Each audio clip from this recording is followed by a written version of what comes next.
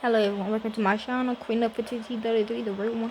I'm here with a article regarding Black History Month as well, okay? This is very important. This is about my son, William Brown, from Texarkana, Texas. Okay? I'm not finna cry, I'm the daddy though, okay? Um, it's titled Murder of Ahmaud Arbery.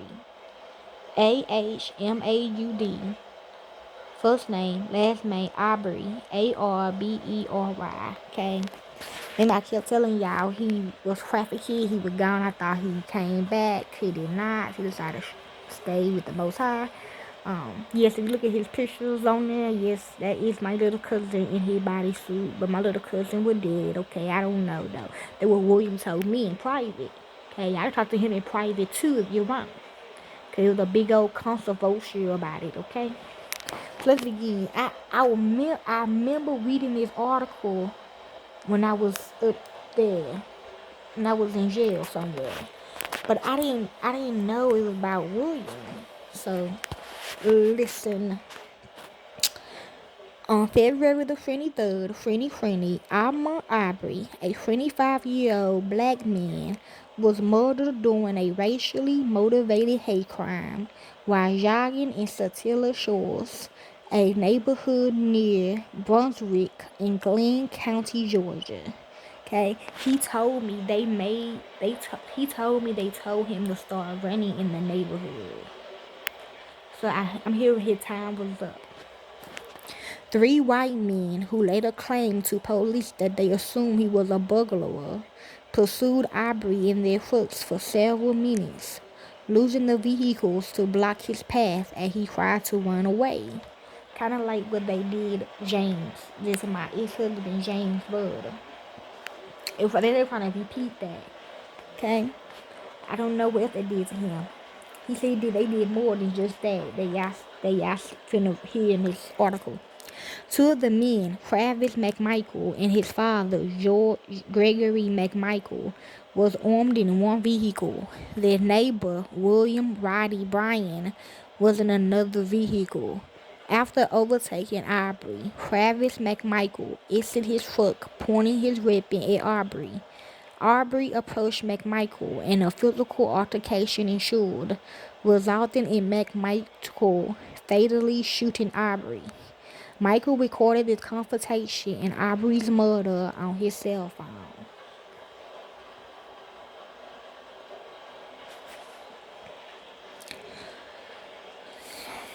The attack type is murder, shooting, hate crime. The three involve Travis James McMichael, Gregory Jones McMichael, William Roderick Bryan Jr. The motive is anti-black racism, and they already went to court. They verdict is all perpetrators guilty on all counts in federal trial.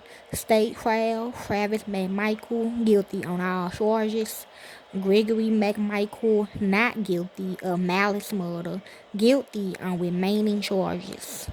William Bryan, guilty of felony murder, 3 counts, aggravated assault, false imprisonment, and criminal attempt to commit false imprisonment, 1 count each. The charges is state charges: malice murder, felony murder, 4 counts, aggravated assault, 2 counts, false imprisonment, criminal attempt to commit false imprisonment. District Attorney Jackie Johnson, violating the oath of a public officer, obstruction of justice, federal charges, interference with rights, a hate crime, 1 count each, one count each of attempted kidnapping, 1 count each for McMichaels with losing firearm during a crime of violence. Okay, the sentence: Travis McMichael, life imprisonment without the possibility of parole, plus 10 years federal, plus 20 years in state. Gregory McMichael, life imprisonment without the possibility of parole, plus 7 years federal, plus 20 years state. William Bryan, 35 years in prison, federal, life imprisonment with the possibility of parole after 30 years, state. Members of the Glenn County Police Department, GCPD, arrived on the scene soon after the shooting.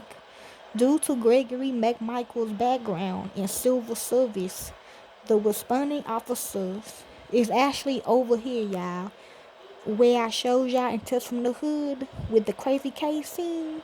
It happened over there. Like where the apartment said, it happened like down that street. Okay? The responding officer referred to him on a first name basis, and no questions as to the legality of the shooting nor the validity of self-defense claims were made. Arbery was still alive at the time officers arrived on the scene. No arrests was made for more than 2 months. The GCPD said the Brunswick District Attorney's Office first advised them to make no arrests. Then Raycross District Attorney George Barnhill twice advised the GCPD to make no arrests, once before he was officially assigned to the case, and once while announcing his intention to recuse due to a conflict of interest. At the behest of Georgia McMichael, a local attorney provided Bryan's video to local radio station WGIG, which published the video on May the 5th. The video went viral on YouTube in Florida. The Georgia Bureau of Investigation, GBI, arrested the McMichaels on May the 7th and Bryan on May the 21st, charging them with felony murder and other crimes. The case was ultimately transferred to the Cobb County District Attorney's Office. On June 24, 2020, a grand jury indicted each of the 3 men on charges of malice murder, felony murder, and other crimes. The trial began in November 2020 in the Glenn County Superior Court. All 3 was convicted on November the 24th of felony murder, aggravated assault, false imprisonment, and criminal attempt to commit false imprisonment. Travis McMichael was further convicted of malice murder. On January the 7th, 2022, the McMichaels was sentenced to life imprisonment without the possibility of parole, plus 20 years, while Bryan was sentenced to life imprisonment with the possibility of parole after 30 years. On February the 22nd, 2022, the 3 men was found guilty in a federal court of attempted kidnapping and the hate crime of interference with rights, while the McMichaels was also convicted of 1 count of losing firearms during a crime of violence. The local authorities' handling of the case resulted in nationwide criticism and debates on racial profiling in the United States. Many religious leaders, politicians, athletes, and other celebrities condemned the incident. Georgia Attorney General Christopher M. Carr formally requested the intervention of the Federal Bureau of Investigation in the case on May 10, 2020, which was granted the following day. Former Brunswick District Attorney Jackie Johnson was indicted in September 2021 for showing favor and affection to Gregory McMichael, her former subordinate,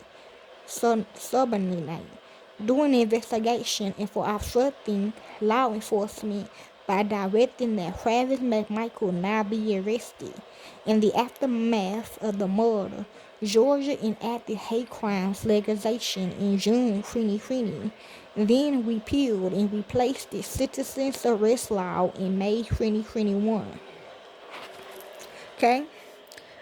Ahmaud Marquez Arbery, May 8, 1994, February 23, 2020, nicknamed Maud, M-A-U-D, or Crez, Q-U-E-Z, was 25 at the time of death. He frequently ran for exercise, including regularly in Satilla Shores, a neighborhood close to the city of Brunswick, Georgia. Arbery lived in Fancy Bluff, a traditionally black neighborhood across the U.S. Route 17 highway from Satilla Shores, which was around 2 miles away.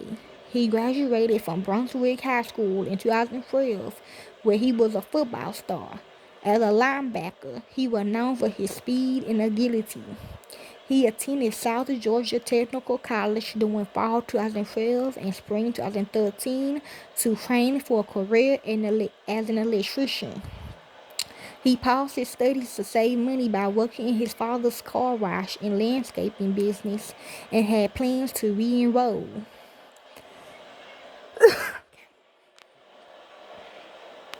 Gregory James McMichael, born December the 23rd, 1955, then 64, previously worked at a Glenn County Police Department GCPD officer from 1982 to 1989 and as an investigator for the Brunswick Judicial Circuit District Attorney's Office from 1995 to his retirement in May 2019. 2018, McMichael helped in a shoplifting investigation involving Arbery. According to various news sources, Arbery had been caught shoplifting in Walmart store, which led to subsequent revocation and extension of Arbery's probation. It is unknown whether McMichael remembered this when he encountered Arbery on the day of the shooting. The prosecution later said the charges had nothing to do with his murder. Travis James McMichael, born January 18, 1986, then 34, was a U.S. Coast Guard mechanic between 2007 and 2016 and has some training in law enforcement. He is Gregory McMichael's son.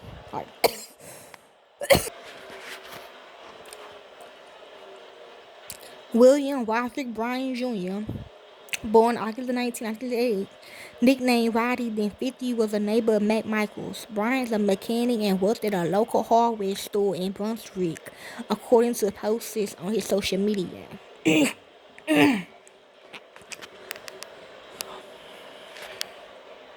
A video of the murder was recorded by Bryan using his cell phone from his vehicle as he followed Arbery jogging down the neighborhood road.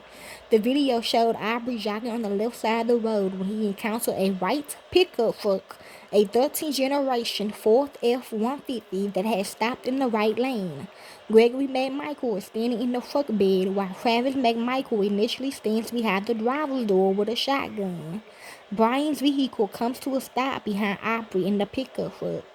As Arbery approaches the pickup truck, shouting can be heard. Arbery then crosses from the left side of the road to the right side and runs around the passenger side of the truck. After passing the truck's front, Arbery turns left. Meanwhile, Travis McMichael, holding his shotgun, approaches Arbery at the truck's front. The camera's view of the confrontation between Arbery and Travis is momentarily blocked. Several media accounts of the video reports that the audio of the first gunshot seems to be heard before Arbery and Travis struggle with each other. Some media accounts first report a struggle and then mention the gunshots. Other media accounts describe that it was not possible to see from the video what was happening when the fired gunshots were fired, or report that the truck blocks the view of how the men first engaged each other. With regards to when the gunshot is heard, Travis and Arbery are seen to grapple over the shotgun. While struggling, both men disappear off of camera view on the left side of the frame, after which the audio of a second gunshot is heard. When they reappear, Arbery throws punches and tries to grab the shotgun. A third gunshot is heard being fired at Travis at point-blank range as Arbery appears to throw a right-handed punch at his head. Arbery recoils, stumbles. He said it was an act, and collapses face down in the middle of the road while Travis walks down. Gregory McMichael, who had taken out a handgun but has not fired, runs towards his son and Arbery.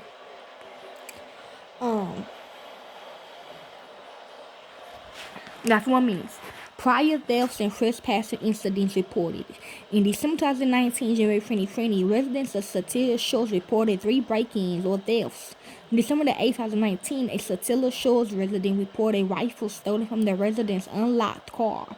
Police recorded a theft on December 28, 2019. On January 1, 2020, Travis McMichael fired a report of a firearm stolen from his unlocked truck.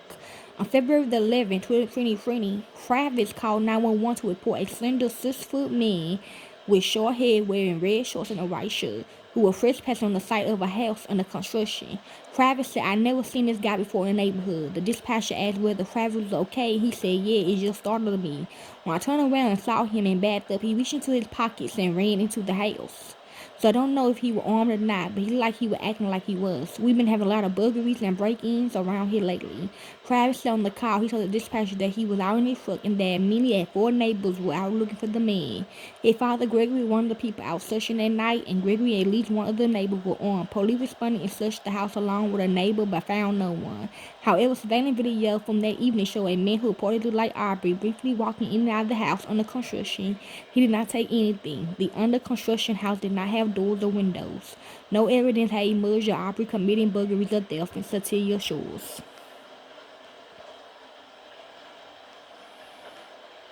Okay, the autopsy right quick.